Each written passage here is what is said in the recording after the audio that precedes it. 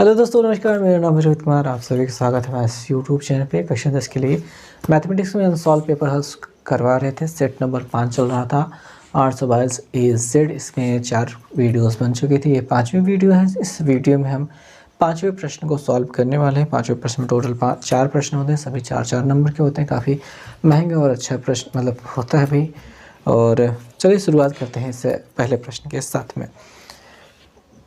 Okay, तो प्रश्न में क्या है भैया, देखेंगे कि समीकरण कहा गया है कि समीकरण है आपके पास और x माइनस 1/x बराबर दिया गया है 3, जहाँ पे x does not equal to 0 के मूल ज्ञात कीजिए। तो काफ़ी अच्छा प्रश्न है और इसको काली पेन से लिखना चाहिए था, लेकिन हमने नीले से लिख दिया तो कोई बात ही नहीं। चलते हैं आगे बढ़ते हैं। और ये द्विघात समीकरण का प्रश्न है तो काफ़ी अच्छा है। अच्छा है, यहाँ पे जो ये हिस्सा लिखा होता है इसका कोई काम नहीं होता है, आपको बस उसको लिख देना होता है और कुछ टेंशन नहीं लेना है, ठीक ना ही सोचना है कि उसमें क्या होगा। तो देखेंगे x बटे इसको 1 लिख देंगे, माइनस 1/x है बराबर 3। x और 1 एलसीएम x हो जाएगा, x से इधर गुणा हो जाएगा x², 1 से इधर गुणा हो जाएगा -1 बराबर 3 है। इस x से अब 3 में गुणा होगा तो x² - 1 बराबर आपको 3x दिखाई देगा। अब 3x इधर उठा लाएंगे तो x², इसको इसके तुरंत बाद लिखना चाहते हैं हम, ठीक है। 3x यहाँ पे तुरंत हम लिखना चाहते हैं, -1 को यहाँ पे लिखना चाहते हैं। और ध्यान दीजिएगा, कई बच्चे कहते हैं सर ये पीछे चला गया तो प्लस हो जाना चाहिए। नहीं, बराबर के उस पार जब जाएगा तभी प्लस होगा, नहीं तो नहीं होगा। बराबर उस पर क्या रहेगा, बराबर 0 रहेगा, ठीक है। तो ये था, तो क्या एक सामान्य सा जो समीकरण दिया था उसको द्विघात समीकरण में पहले बदल दिया। अब इसका हमको गुणनखंड करना है। गुणा करने पर 1 मिल जाए, जोड़ा घटाने पर 3 मिल जाए, ऐसा कुछ हमको समझ में आ नहीं रहा है कि ऐसा कुछ क्या कर सकते हैं। तो जब ऐसा कुछ ज़्यादा समझ में ना आए तो हमें द्विघात सूत्र का प्रयोग कर देना चाहिए, यानी सिद्धाचार सूत्र का प्रयोग कर देना चाहिए, ठीक है। ज़्यादा टेंशन नहीं लेना चाहिए। तो यहाँ पे a बराबर 1 हो जाएगा, b बराबर आपका -3 दिखाई दे रहा है और c बराबर -1 दिखाई दे रहा है। इतना हो गया। हम यहाँ पे इसको यहाँ पे मतलब ऐसे लिख रहे हैं, हालांकि हम ऊपर भी लिख सकते हैं थे, क्योंकि अपने पास भी जगह नहीं है तो लाइन से ऐसे चलते जाने जाना है, कोई टेंशन नहीं लेना है, ठीक है। अब यहाँ आ जाना है। तो अपना जो सूत्र होता है, आप कम से कम इसको तो काले से डाल ही देते हैं कि x बराबर -b प्लस -√b² -4ac/2a होता है। ये हमने फार्मूला लिख दिया। फार्मूले पे चीज़ों को रख देते हैं। एक तो माइनस इसका वाला और b खुद ब खुद -3 है, तो यहाँ पे -3 भी रखना पड़ेगा, माइनस भी रखना पड़ेगा, प्लस √b² यानी -3 का स्क्वायर -4a। a मतलब 1 है, c मतलब -1 है, 1 गुणते -1 बटे 2a। a मतलब 1 था, तो यहाँ पे माइनस माइनस +3 हो गया, प्लस √3 का वर्ग। देखिए -3 है, -3 का जब वर्ग करेंगे 3 त्रिका 9 हो जाएगा, माइनस माइनस प्लस 4 एकम 4 बटे 2 एकम 2 हो रहा है। तो यहाँ पे 3 प्लस माइनस √9 4 13 बटे 2। और अब कुछ ना हो पाएगा, इसमें होने की संभावना ही नहीं है। तो यहाँ पे लिखेंगे x बराबर इतना हो गया, लिखेंगे अतः समीकरण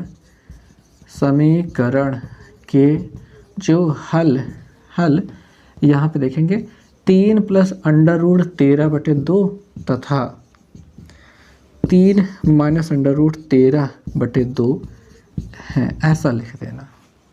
बस हो गया, ख़त्म हो गई बात, ठीक है। थोड़ा सा जल्दी हो गया क्या, लेकिन जहाँ जहाँ पे आप गलतियाँ करते हैं वहाँ मैंने आपको समझाया है।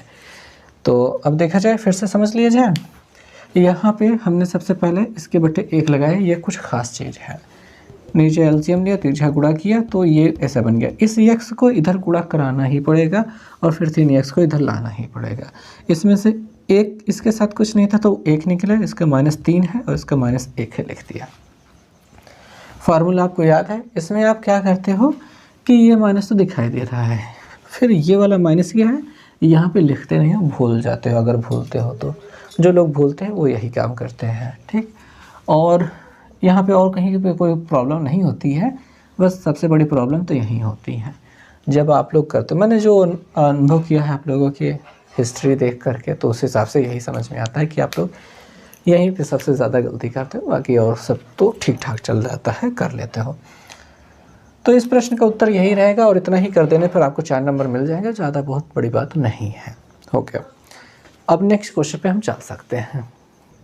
तो अब जो अगला प्रश्न आ जाता है, इस प्रश्न में हम थोड़ा सा ध्यान से देखेंगे और अच्छे से करेंगे कि ये महत्वपूर्ण प्रश्न है और ये पाइथागोरस प्रमेय भी है जो सिद्ध करने के लिए आता है। काफ़ी अच्छा प्रश्न है, करना ही होगा हमें। एक समकोण त्रिभुज में सिद्ध कीजिए कि कर्ण का वर्ग शेष दो भुजाओं के वर्गों के योगफल के बराबर होता है। तो एक समकोण त्रिभुज है ऐसा कहा जा रहा है और इसमें सिद्ध करना है कि कर्ण का वर्ग, वही पाइथागोरस थ्योरम हमको प्रूव करना है। तो प्रश्न तो आपको जो है वो है, इसमें हमको शुरुआत कैसे करनी है। 5 का ख नंबर क्वेश्चन है और हमको सबसे पहले तो दिया है से शुरुआत करनी है, ठीक है।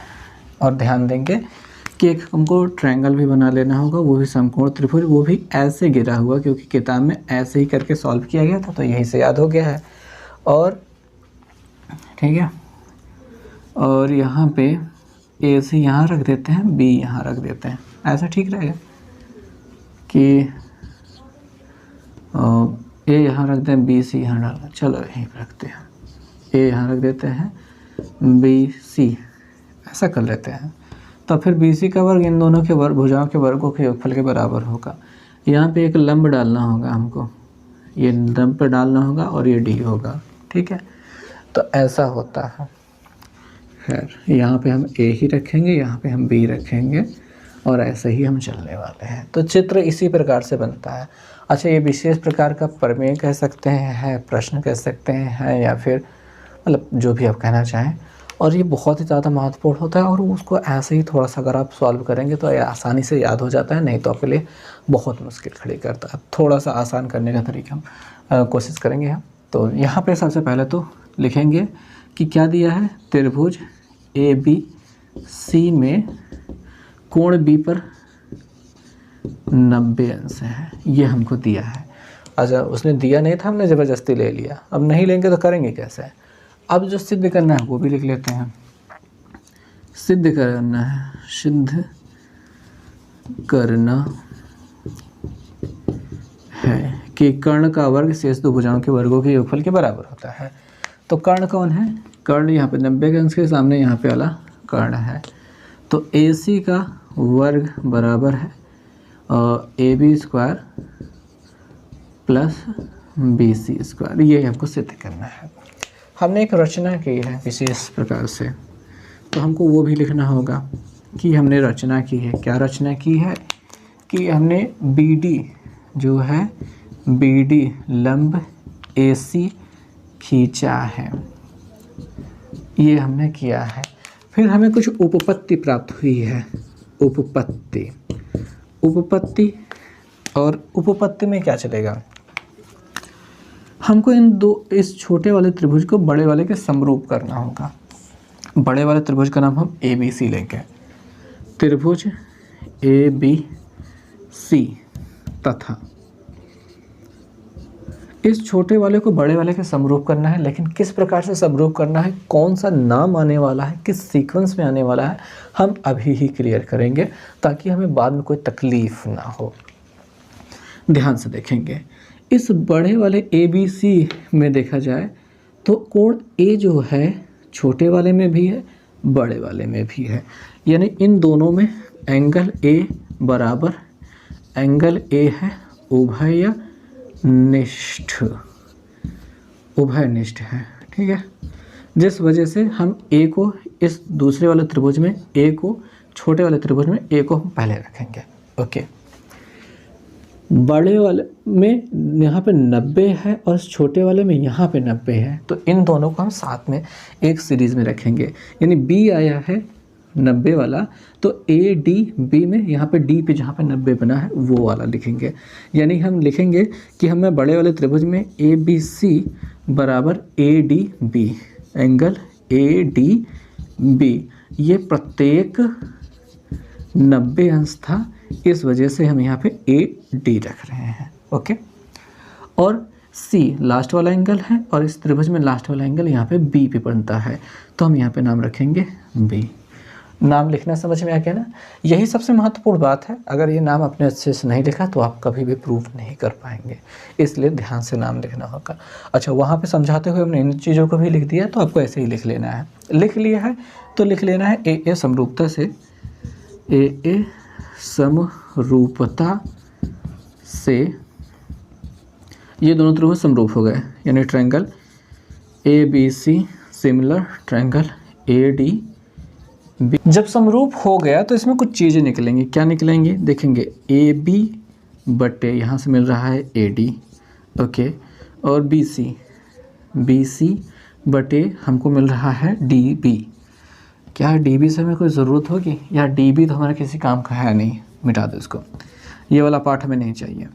और हम क्या ले सकते हैं, AC बटे AB ले सकते हैं, AC बटे AB ले लिया। तिरछा गुणा कराएंगे तो हमको यहाँ पे मिल जाएगा AB स्क्वायर बराबर ये मिल जाएगा AC इंटू AD। ठीक है, इसको समीकरण नंबर 1 कह देंगे। ओके, ये चीज़ हो गई। अब इसी प्रकार से हमको इस वाले त्रिभुज को पूरे के साथ समरूप करना होगा। ठीक है, 1 मिनट, सब दिखाई दे रहा है, ठीक है, काफ़ी है। ध्यान से देखेंगे, अच्छे से समझेंगे। किन दो त्रिभुजों की बात कर रहे हैं, अब देखो नाम इसका लेंगे BDC और ABC। ऐसा क्यों, देखें त्रिभुज ABC तथा त्रिभुज BDC में ऐसा क्यों लेंगे, क्योंकि ABC में C वाला जो लास्ट है और BDC में जो C वाला लास्ट है ये कॉमन है। एंगल C बराबर एंगल C, उभयनिष्ठ, उभयनिष्ठ। ओके, और फिर क्या करेंगे, और ये है कि ABC में B पे 90 है और BDC में D पे 90 है। एंगल ABC बराबर एंगल BDC, प्रत्येक 90 अंश, प्रत्येक 90 अंश, जिस वजह से ये दोनों बराबर। अब दो कोण बराबर हो गए तो AA समरूपता लग जाएगी। लिखेंगे AA समरूपता से, दोनों त्रिभुज समरूप हो गए, त्रिभुज ABC समरूप त्रिभुज BDC। अब इनसे भुजाओं का अनुपात ले लेंगे। क्या लेंगे, AB बटे यहाँ पे BD मिल जाएगा। तो क्या हमको BD की ज़रूरत है, ज़रूरत ही नहीं है, क्या ही मतलब है इसको लिखने का। तो BC ले लेते हैं, BC बटे DC मिल जाएगा, DC। ओके, AC बटे AC ऐसे बाहर लिया तो BC ले लेंगे, BC हो गया। इसका गुणा कराएंगे तो हमको BC स्क्वायर मिल जाएगा। इन दोनों गुणा कराने पर AC इंटू DC मिल जाएगा। इसको समीकरण नंबर 2 कह देंगे।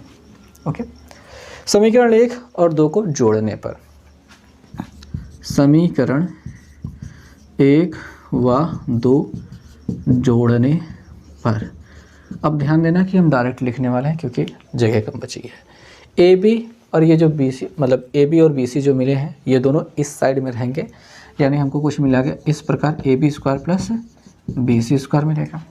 उधर साइड में AC into AD plus AC into AD plus AC into DC, ऐसा मिल जाएगा।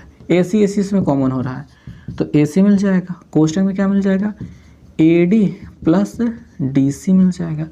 और ये AO ना लग जाए भैया, ये AD है, यहाँ पे AD है, जहाँ पे भी O जैसा कुछ लग रहा हो सब जगह हमने D बनाया है। चित्र में देखो AD plus DC, AC plus AD plus DC, क्या ये पूरा AC के बराबर है, बिल्कुल है। तो इसकी जगह पे हो जाएगा AC इंटू ये AC बन जाएगा, और जो हो जाएगा AC स्क्वायर, क्या हो जाएगा AC स्क्वायर।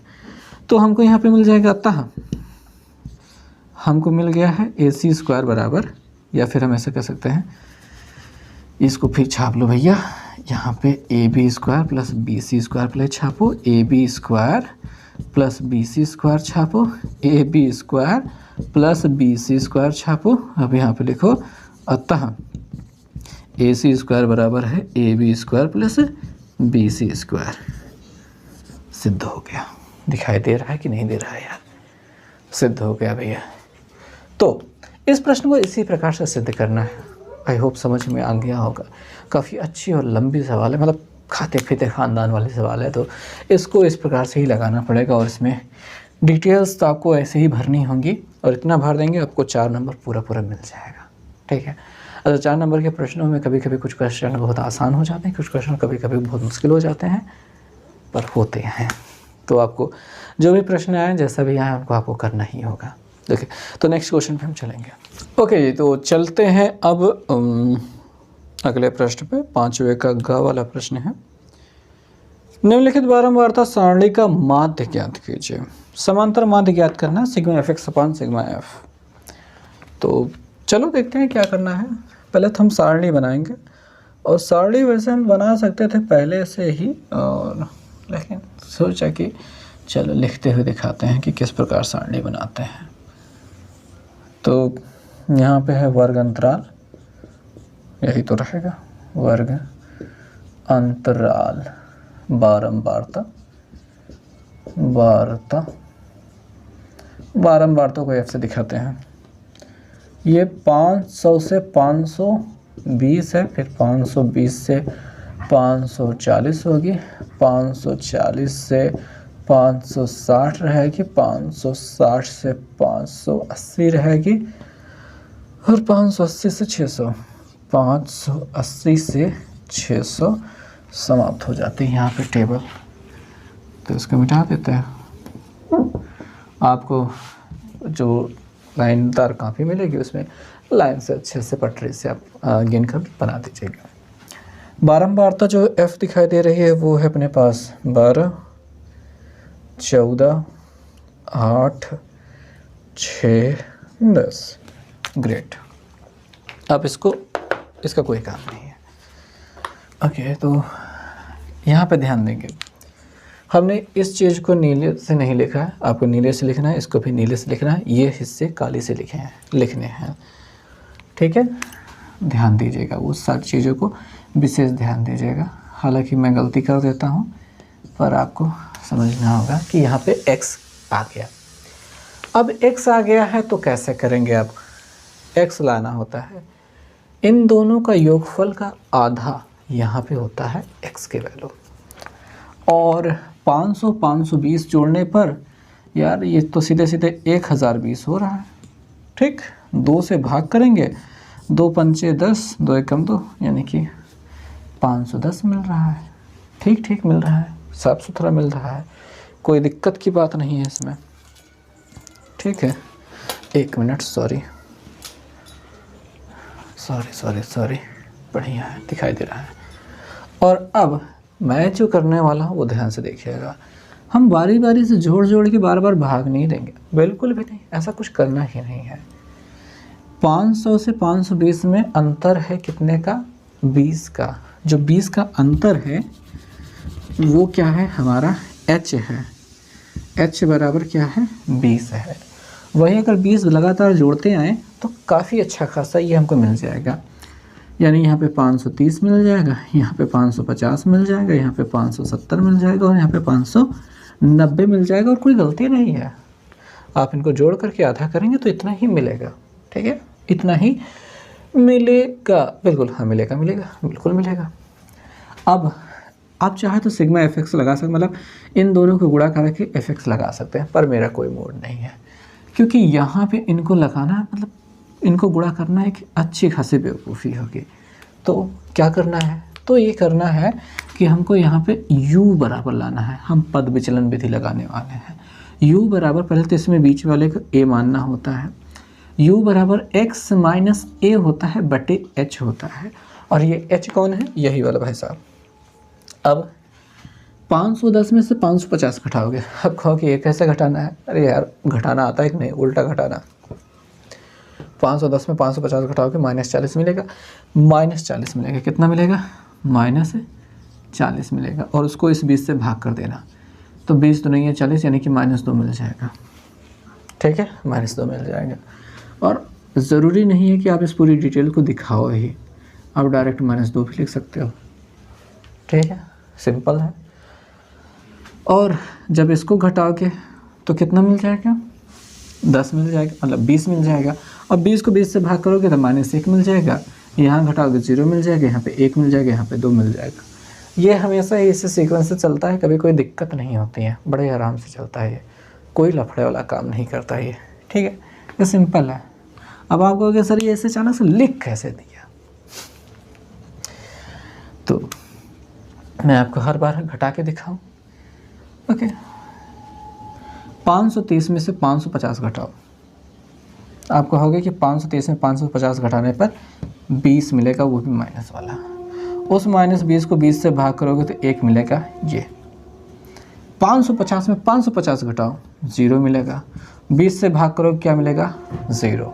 ये 570 में 550 घटाओ, क्या मिलेगा, प्लस वाला 20। उसको 20 से भाग करो, क्या मिलेगा, 1। 590 में से 550 घटाओ, क्या मिलेगा, 40 प्लस वाला, और उसको 20 से भाग करोगे क्या मिलेगा, 2। ये अब कहोगे कि इतना जल्दी से कैसे कर लिया।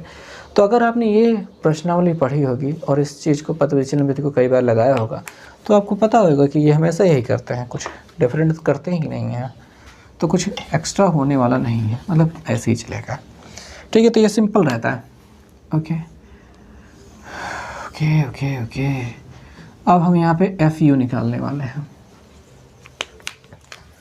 12 दूनी 24 माइनस वाला, 14 एकम 14, 8 0 0, 6 एकम 6, 10 दुनैया 20। इसका गुणा कराना कितना मुश्किल था, अब आसान हो गया ना, यही लिए इसको किया जाता है। सिग्मा एफ यू निकालने की बारी है।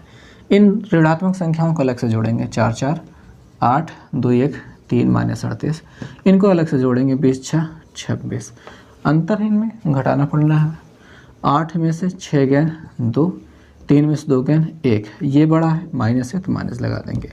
अच्छा, ये रफ काम है, मिटा देंगे, कोई ज़रूरी नहीं है उनको लिखने का, इनको ज़रूर लिखना होगा। सिग्मा एफ जोड़ते हैं तो 2 4 6 8 6 14, 14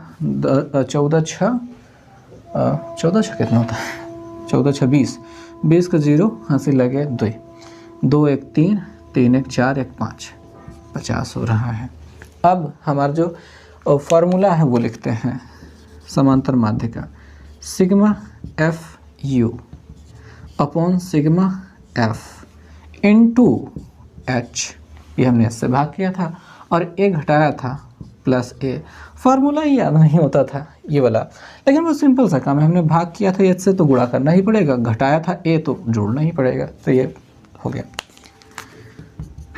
ये जो -12 है लिख लिया, ये जो 50 है यहाँ लिख लिया, गुणते एच का मान ये जो 20 है ये लिख लिया, प्लस ए का मान ये जो 550 है लिख लिया। ये 0 0 काट रहा है, काट दिया, और अगर 5 से 12 को काट दिया जाए तो क्या मिल जाएगा, 5 एकम 5, 5 दूनी 10, बचेगा 2 दशमलव 5 चौके 20, 24 दूना 48, यानी कि हमको मिल जाएगा -4.8 प्लस 550 है। दिखाई दे रहा है, चलो दिख रहा है। अब इसमें से इसको डायरेक्ट घटा देना है। अच्छा, इसको लिख कर रखना है, चाहे तो ऊपर लिख लेना, चाहे यहाँ पे लिख लेना। अच्छा, जिस लाइन में लिखना है उसका नीचे ये चलेगा, ठीक है, साथ में नहीं चलेगा, नीचे चलेगा। और इसको अलग से कहीं घटा लेते हैं, कहाँ घटा लेते हैं, यहीं पे 550 में से घटा लेते हैं 4.8 को। ध्यान से घटाना, कई लोगों को तो घटाना भी नहीं आता। यहाँ सांस लेंगे इसमें, इसमें सांस लेंगे इसमें, 10 में से 8 गए 2, और यहाँ बचेगा 9, 9 में से 4 गए 5, यहाँ पे बचेगा 4, यहाँ पे बचेगा 5, और यहाँ पे लिख लेते हैं हम, हमारे पास जगह नहीं है, तो हमें लास्ट में क्या मिल गया है, 545.2। ये जो हो गया हमारा, क्या हो गया, माध्य हो गया, वही हमें लास्ट में मिल गया। तो माध्य बराबर वो लिख लेना, x बार बराबर लिख लेना, ठीक है, x बार बराबर लिख लेना, तो इतना ही लिख देना पर्याप्त रहेगा, तो हो गया। इस प्रश्न का उत्तर मिल गया, और हमने काफ़ी लंबा आपको समझाया है, बताया है, तो उम्मीद करते हैं सब कुछ ठीक ठाक रहा होगा। कई चीज़ों में जहाँ पे ये मिला है थोड़ा सा शॉर्टकट बता दिया। आप यही पद विचलन विधि अपनाया करें, जब भी आपसे कोई विधि ना कहा जाए तो ज़्यादा बेहतर रहेगा, क्योंकि देखेंगे 3 विधियाँ होती हैं, प्रत्यक्ष विधि, कल्पित मान, पद विचलन। तो जिस विधि के बारे में कहा जाए उसी विधि से लगाना होता है, और अगर कोई विधि नहीं कहा जाए तो आप किसी भी विधि से लगा सकते हो। लेकिन कल्पित माध्य जो प्रत्यक्ष विधि होती है सबसे शुरुआत वाली, वो काफ़ी मुश्किल होती है, क्योंकि आपको डायरेक्ट इसका इसके साथ गुणा कराना होता है, तो वो काफ़ी लेंदी हो सकता है गुणा भाग, और जोड़ना भी बहुत मुश्किल हो जाता है। इस वजह से आसान करने का तरीका होता है कल्पित माध्य विधि, पद विचलन विधि। तो कल्पित माध्य विधि भी आप लगा सकते थे, उससे भी काम हो जाता। पद विचलन विधि हमको बहुत ज़्यादा पसंद है, इस वजह से वो लगाते हैं। और चलो ठीक है, यह हो चुका है, आप नोट कर लीजिएगा। ये वाला रफ काम है, इसको लिखने की आवश्यकता नहीं है, ठीक है। बाकी आप लाइन से लिखेंगे। अब नेक्स्ट क्वेश्चन पे चलते हैं, और अब हम 5वें के घ वाला प्रश्न करने वाले हैं, जिसमें हमें सिद्ध कीजिए और करके 2 क्वेश्चन मिलते हैं, त्रिकोणमिति के हैं, काफ़ी अच्छे प्रश्न हैं। चलो देखते हैं। पहला वाला प्रश्न, हम जगह कम लेंगे ताकि दोनों एक ही साथ हो जाएं, और cos 60 डिग्री बराबर 1/2 दिया गया है, ये हमें प्रूव करना है। तो ठीक है, ठीक, हम यहाँ पे लिखेंगे बायां पक्ष, बायां पता नहीं रहता है कि नहीं पक्ष, और हम फिर से इसको उतारेंगे, cos 30 अंश माइनस sin 30 cos 60 अंश बराबर लगाएंगे। sin 60 का मान क्या होता है?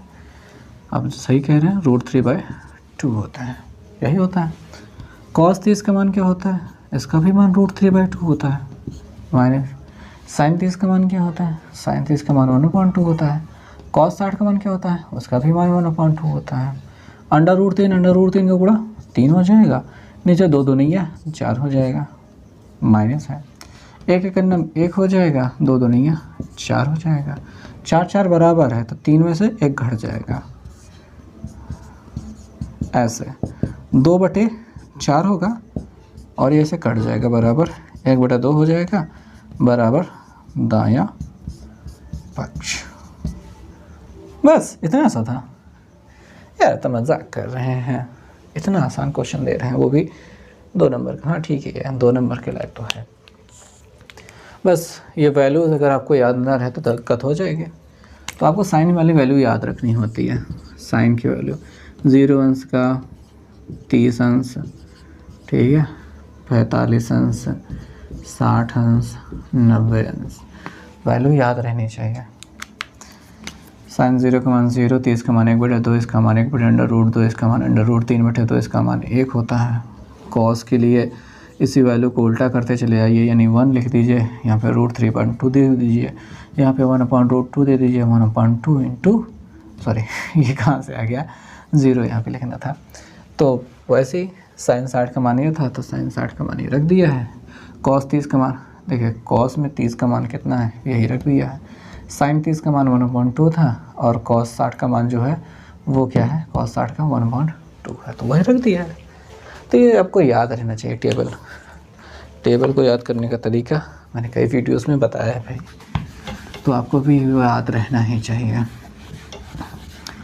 और अब आप सोचेंगे सर इधर बहुत सारी जगह बच जाएगी तो क्या करेंगे, तो इन सारी चीज़ों के मान रख दीजिएगा वहाँ पे लिख करके, जो है साइन 60 बराबर इतना होता है, कॉस 30 बराबर इतना होता है, तो वो रख देंगे तो काफ़ी अच्छा लगेगा देखने में।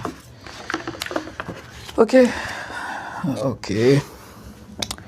अब हम चलेंगे नेक्स्ट क्वेश्चन पे, और जो इसका दूसरा वाला पार्ट रहेगा, और वो है tan 52 और tan 60 और tan 38 और tan 30 और बराबर 1। तो यार इसमें आप चाहे तो वैल्यू रख सकते हैं 60 और 30 की, चाहे तो वो जो होता है जिसे कहते हैं पूरक कोणों का पूरक कोणों का जो त्रिकोणमितीय अनुपात होता है वो प्रयोग कर सकते हैं। हालांकि इसमें तो प्रयोग होगा ही। हम फिलहाल लिखते हैं बायां पक्ष। बायां पक्ष वो है tan 52, ठीक है, और tan 60, tan 38 और tan 30। तो tan 52 में लिखने वाले हैं tan 90 माइनस 38, tan 90 माइनस 38, क्योंकि tan में 90 में से 38 घटाने पर 52 मिलता है, मतलब tan में छोड़िए 90 में 38 घटाने पर 52 मिलता है। tan 60 को बदलो कि ना बदलो, मान भी रख सकते हैं, बदल भी सकते हैं, बदल ही देते हैं। tan 90 माइनस 30, 90 में से 30 घटाने पर वो मिलता है। इसमें जो tan 38 है वैसे रहने देंगे और जो tan 30 है वो भी वैसे रहने देंगे। आई होप दिखाई दे रहा होगा सब कुछ। हाँ दिखाई दे रहा है, काम चल जाएगा। tan 90 माइनस थीटा बराबर क्या होता है? cot थीटा होता है, यानी कि cot 38 हो जाएगा और यहाँ पे cot 30 हो जाएगा। अगर tan 38 की बात करें तो tan बराबर होता है 1/cot, तो इसमें हम इसको चेंज करना चाहेंगे 1/cot 38 में और इसको चेंज करना चाहेंगे 1/cot cos लिखा गया, cot होना चाहिए 30 में। ऐसा चेंज हो सकता है, बिल्कुल चेंज हो सकता है। ये वाला इससे कट जाएगा, ये वाला इससे कट जाएगा, क्या बचेगा? 1, क्योंकि भाग करने पर 1 बचता है, 0 नहीं बचता, 0 मत लिख देना, ठीक है, बराबर दायां पक्ष। और वहाँ पे इसके उस साइड में जब आपके पास काफ़ी जगह बचेगी वहाँ पे क्या लिखना है? ये चीज़ कैसे चेंज हुआ? ये चेंज हुआ tan 90 माइनस थीटा बराबर cot थीटा होता है इसकी वजह से, और ये जो चेंज हुआ है वो tan थीटा बराबर 1/cot थीटा होता है इसकी वजह से। ये चीज़ वहाँ पे आके लिख देना, ठीक है, उधर साइड में। जब यहाँ पे ये वाली लाइन बनने लगे तो उधर साइड में लिख देना। तो इससे क्या होगा कि हाँ पता है कि फार्मूला क्या चल रहा है वो भी आप बता सको, ठीक। तो इस प्रकार कर दोगे तो काम हो जाएगा। और यहाँ पे ये प्रश्न समाप्त हो गया, यानी कि हमको 6वें प्रश्न के लिए अगले वीडियो में मिलना होगा, क्योंकि एक ही वीडियो में हम सारे प्रश्न नहीं करवाएंगे और करवाएंगे भी, क्योंकि ये पूरी वीडियो जब बन जाएगी, पूरा सेट तैयार हो जाएगा, तो सभी वीडियो को एक साथ मिला करके YouTube पे मिल जाएगी आपको पूरी लंबी सी वीडियो, तो आराम से आप उसको देख पाएंगे। बाकी छोटी वीडियो भी बनेगी, बड़ी वीडियो भी बनेगी। तो उम्मीद कर रहे हैं कि आपको सब कुछ ठीक ठाक लग रहा होगा, अच्छे से समझ में आ रहा होगा, और ऐसे ही सपोर्ट दिखाते रहें भैया, हमारे साथ जुड़े रहें, क्योंकि यही हमारे आपकी दोस्ती है। और लाइक, सब्सक्राइब, शेयर ज़रूर करें। मिलते हैं नेक्स्ट वीडियो में, तब तक के लिए नमस्कार, बाय।